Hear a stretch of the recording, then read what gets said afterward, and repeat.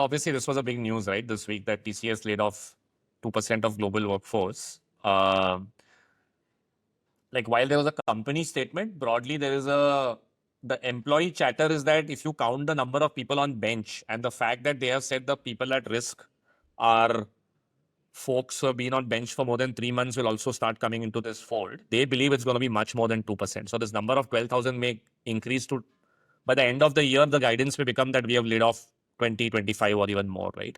Now, this is all conjecture, but we'll see where it goes. 12,000 means there are 6 lakh people Yeah. employed, and you are saying that that number can go up to 5%. Yeah.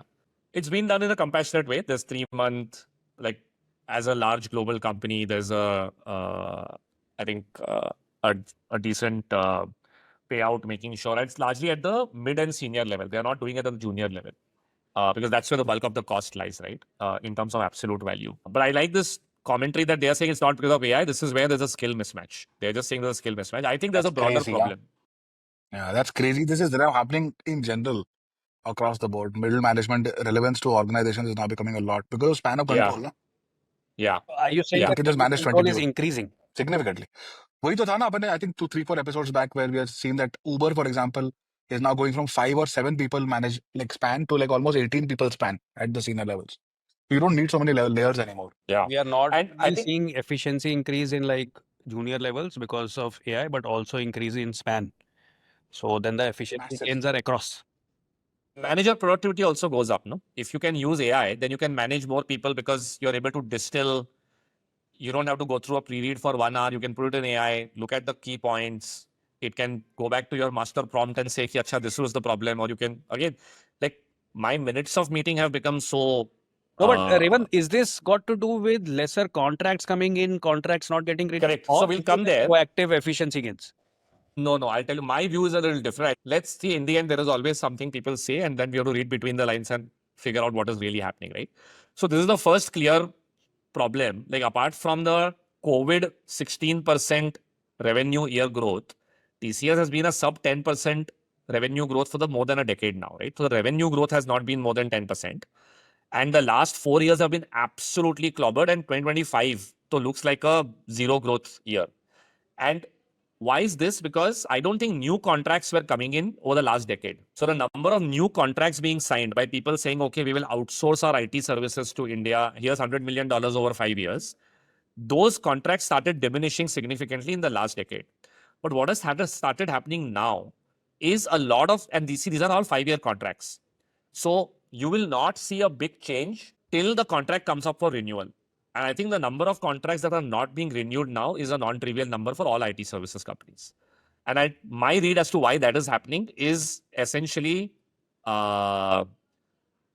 this chart, which is what is the actual dependence of revenue for all these guys. So they are all 80% plus dependent on North America plus Europe. All their clients are North America, Europe. 80-90% in some cases are North America, Europe. And these are not Mag 7. These are not Meta or Google or... And if you see the... this is a chart that I think keeps doing its round on Twitter, that if you look at the US S&P 500, there are 7 stocks that have given some crazy returns. But in the last 20 years, the returns of the S&P 500 are like sub 10%. And these are stock returns. So if you look at their EPS growth is even lower, revenue growth is even lower.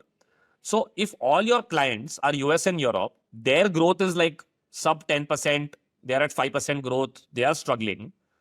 The shareholders will then ask them, ki, bhai, tum kar kya rahe ho, right? Where is the revenue growth or where is the margin growth? So it's a matter of time before people start saying that, okay, guys, we have reached the limit of our growth. We are now going to be a 10% growth company. Let's see where we can bring more efficiencies. And the first place to bring efficiency is look at a $100 million, $200 million contract and say, does this need to be $50 million? Wow. So in my view, this is this singular dependency that these guys have built. And this is a very macro view I have, that and look at the GDP, right? GDP growth of US is 2-3%. Europe तो is like negative growth, flat or negative. GDP देखो grow नहीं हो रहा है. उसमें तुम्हारे जो clients हैं, they are not new age tech, right? This is your client dependency. Consumer, BFSI, manufacturing, healthcare. These are all old economy businesses in an economy that is growing 0 to 2%. Those companies are not growing. it's a matter of time before they will start saying that, oh, why are we paying $200 million or $300 million to a Infosys or a TCS when this can be done in half the price? It absolutely is. Look at this revenue growth. No? I'm telling you, 2025, most likely 2026 will be negative growth. So I think the growth is done for IT services. No. Like we are going to be sub 5% growth for most of these businesses. So Unless 2020, they figure out India. Just comparing, TCS was 21 billion revenue and now it has gone to 30. If I look at that for Infosys now, Infosys March 2020 year was 90,000 crores of revenue. It has become 1,62,000 in 25. So I think TCS is growing much slower. Is it? I don't know किसकी dependency क्या है, but इनका तो clearly dependence, मतलब मुझे तो ये बहुत scary लगता है. Maybe Infosys is a little bit more, I don't know, but North America being 58%, I don't know what is the client breakup. Is it more? Also look at the other aspect. No, H1Bs are being contested. कि भाई क्यों चाहिए? There is also a broad Trump focus saying don't outsource to India. So just too many headwinds now for the industry. Broadly, see, there is also an internal view that people are not upskilled. You're not invested in AI. Like there's this very famous, Vishal Sikka got Infosys to invest in OpenAI in 2015-16, right? Like, I don't know if you know, $100 million because he believed in AI and he said, boss, we should. But then the guy was let go because he was maybe too cavalier or he was too aggressive because he believed that that is the future and maybe Infosys wanted to be the steady ship IT services company. So there's no innovation that has happened. There's no upskilling that has happened. Your markets are not growing. OpenAI in 2015, is it? I think so. He was one of the first, the seed investor. Either Vishal or Infosys. One of them.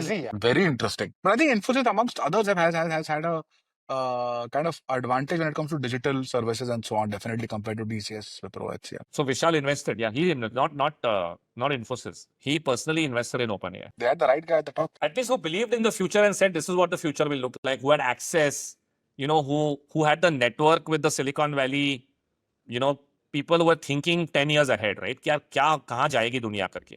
Our leadership today is, at least in these companies, it's a cash cow, right? And there's also a separate thing about TCS, right? That it's the biggest cash cow for Tata Sons, which is a philanthropic trust, which does a lot of great things, right? Like Tata Sons, the amount of philanthropy that is done is spectacular. Even today, if I look at the Tata Memorial Hospital and the amount of free treatment or the subsidized treatment for cancer patients, not just in Bombay now, they have like multiple centers all over India.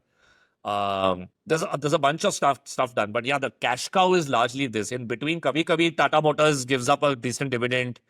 Sometimes Tata Steel does well, but it's been on and off. TCS has been the cash cow, 70-80% of market cap for the longest amount of time for Tata Sons, right? So I don't think the incentives are finally aligned to say कि यार disruption करते हैं and reinvent करते हैं करके. And all of these promoters have moved on. These are all professionally managed companies now. Very interesting.